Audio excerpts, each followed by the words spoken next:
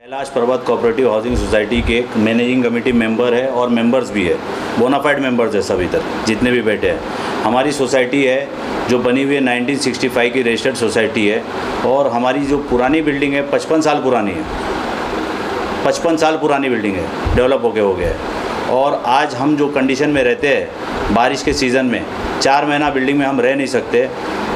High Tide भी होता है तो हमारी सोसाइटी में पानी भर जाता है, बारिश तो दूर की बात है, हाई टाइड भी होता है तो हमारी बिल्डिंग में पानी भर जाता है। और हमारी बिल्डिंग C1 कैटेगरी हो गया है BMC की तरफ से। BMC ने C1 का कैटेगरी का नोटिस देखो हमको यहाँ पे पेश करके कौन सी तारीख को दिया है? 15/3 को हमारी सोसाइटी पे पेश करके गई है। क्या उनका क्या कहना है इसमें? इसका कहना यह है कि हमारा डेवलपर सिलेक्शन हो चुका है, आप बिल्डिंग खाली कर दीजिए और अपने आप को सेव कर लीजिए। और बिल्डिंग का सर्वे किया क्या उन्होंने डेंजर इसको घोषित किया क्या? हाँ, स्ट्रक्चरल ऑडिट का हमको नोटिस दिया था सोसाइटी को, स्ट्रक्चरल ऑडिट का हमने पहले भी कराया था जो कि इनकम्प्लीट थी। इसके ऊपर लिखा हुआ है क्या क्या चीज़ इनकम्प्लीट थी, 4-5 पॉइंट है। तो इस बार हम लोग ने दिसंबर 2022 में सोसाइटी ने पैनल से, रजिस्टर्ड पैनल से, BMC के पैनल से अपॉइंट किया स्ट्रक्चरल ऑडिटर को और उसने हमें रिपोर्ट दिया। हमने BMC में 19/12/2022 को सबमिट किया है BMC में, ये लेटर है डिस्पैच का। और एक और लेटर असिस्टेंट रजिस्ट्रार को भी दिया है, इन्फॉर्म किया है, असिस्टेंट रजिस्ट्रार को भी इन्फॉर्म किया, डिस्पैच किया हुआ है, उनको भी बताया है। उनका क्या रिप्लाई आया आपको? क्या उनके तरफ से कुछ भी आया नहीं है, कुछ भी डॉक्यूमेंट्स नहीं आया। यहाँ पर मेन समस्या क्या है? यहाँ पे हमारी फैमिली जो 133 मेंबर है, 125 लोग, 6-7 लोगों को छोड़ के सब सोसाइटी के साथ है। 6-7 लोगों की गुंडागर्दी की वजह से हमारा काम सब रुका हुआ है। ना पुलिस कुछ सुनती है, ना कि प्रशासन कुछ सुनता है। आप सबकी क्या मांग है? हमारी ये मांग है कि डेवलपमेंट जल्द से जल्द हो। हमारा डेवलपर भी सिलेक्ट हो चुका है, बस यही मांग है हमारी। क्या आप लोग का डर अभी में जिले है कि क्या आपको लग रहा है कि बिल्डिंग गिर जाएगी? क्या लग रहा है? अभी देखिए रमज़ान भी है, बारिश भी है, हमको ये बारिश नहीं रहना है बिल्डिंग में। और अभी आप तो देखें फ़िलहाल कल ही की बात है, अर्थक्वेक आया, ज़लज़ला दिल्ली में। तो यहाँ हमारी बिल्डिंग की हालत तो इतनी ख़राब है, कुछ भी हुआ तो हम तो 125 फैमिली का सवाल है। और हम एज अ मैनेजिंग कमेटी हमने तो अपना काम कर दिया, कल को हमारे ऊपर बवाल नहीं है। हमने आगे फॉरवर्ड कर चुका है, असिस्टेंट रजिस्ट्रार को भी किया है, BMC को भी किया है, उनको जो करना है वो करे, हमारे ऊपर नहीं आना चाहिए कुछ भी। तो यहाँ पर क्या कोई लोग हैं जो इस चीज़ को अपोज कर रहे हैं कि सभी मेंबर राजी हैं? यहाँ के सारे मेंबर राजी है। उनके पास जो मेंबर है वो नॉन मेंबर है, जो साथ में खड़े हुए नॉन मेंबर है वो एक ही आदमी है, महमूद अहमद, जो डिस्टर्ब कर रहा है पूरे सोसाइटी के माहौल को। तो क्या वो उनके तरफ से क्या? उनके तरफ से तो ये है कि भाई देखो वो 11 साल एक्स सेक्रेटरी रह चुके इल्लीगल।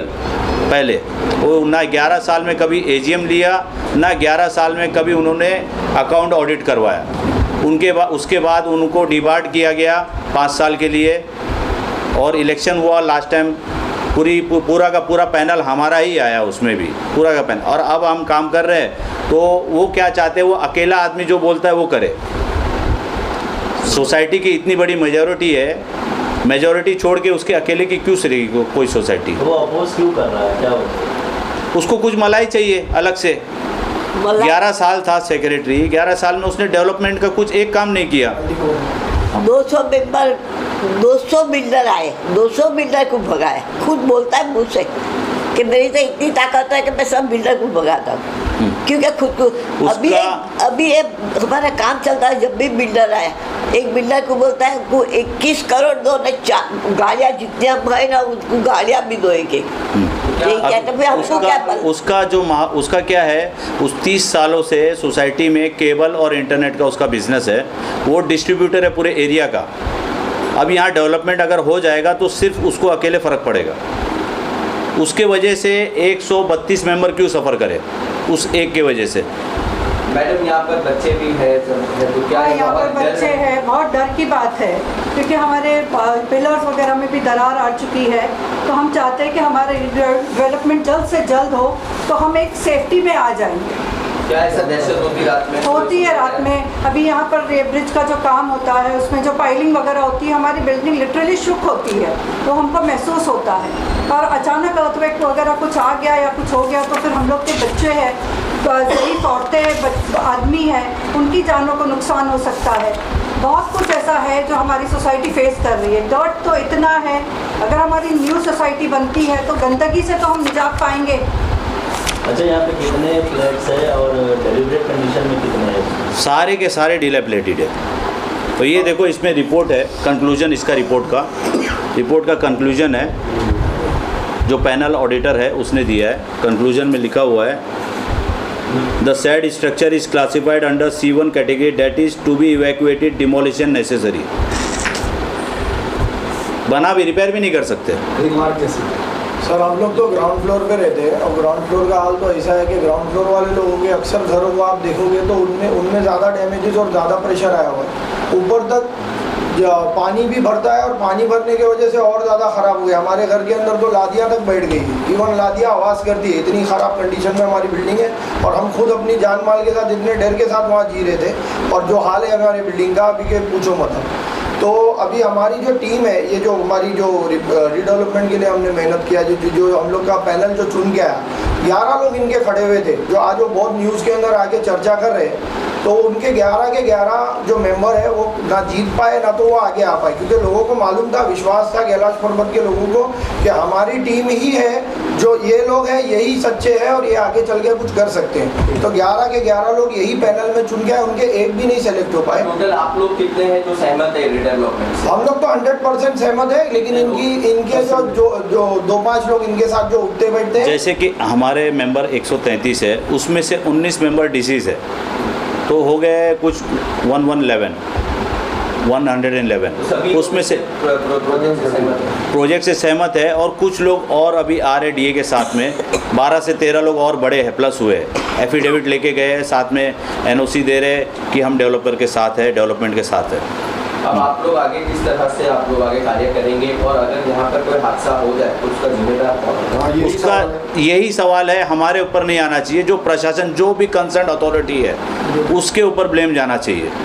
क्योंकि अभी जो सवाल है कि हम यहाँ से वैकेट तो कर दिए, लेकिन हमको रेंट भी चाहिए, सब चीज़ है, कहाँ जाएंगे हम लोग? हमारे माल का, जान का खतरा है, तो हम तो वहाँ से खाली कर दिए। सिर्फ प्रशासन ही जिम्मेदार नहीं होना चाहिए। कुछ लोग जो आगे आके बोल रहे हैं बिल्डिंग रहेगी, उसकी गारंटी लेगा कौन? क्योंकि अगर 100 से ज़्यादा फैमिली रहती है तो 700-800 लोग वहाँ पे रहते हैं, उनकी जानों को खतरा है। वो बिल्डिंग अगर गिर जाएगी तो उनकी जान का जिम्मेदार कौन लेने को तैयार है इसकी जिम्मेदारी? हमारा सवाल यही है। अगर सोसाइटी से कोई है कंडीशन घोषित बिल्डिंग के अंदर, उसके अंदर और क्या कार्रवाई चाहते हैं ये लोग, उसको खाली करने के अलावा? एक चीज़ और है, जो 354 का नोटिस आया है, उसके बाद इन लोग कुछ बाम्बू लगाए, रिपेयरिंग वर्क चालू की है, वो भी हमने कंप्लेंट किया है BMC में, रिटर्न कंप्लेंट दिया है, पुलिस स्टेशन में दिया हुआ है और BMC में भी दिया हुआ है। अभी तक कुछ एक्शन नहीं हुआ है, वो भी एक बात है। 354 की नोटिस के बाद इन लोग रिपेयरिंग वर्क किए हैं और आज कभी का 17 तारीख का डिस्पैच किया हुआ है, आज तक कुछ इंक्वायरी नहीं हुई उसके बारे में।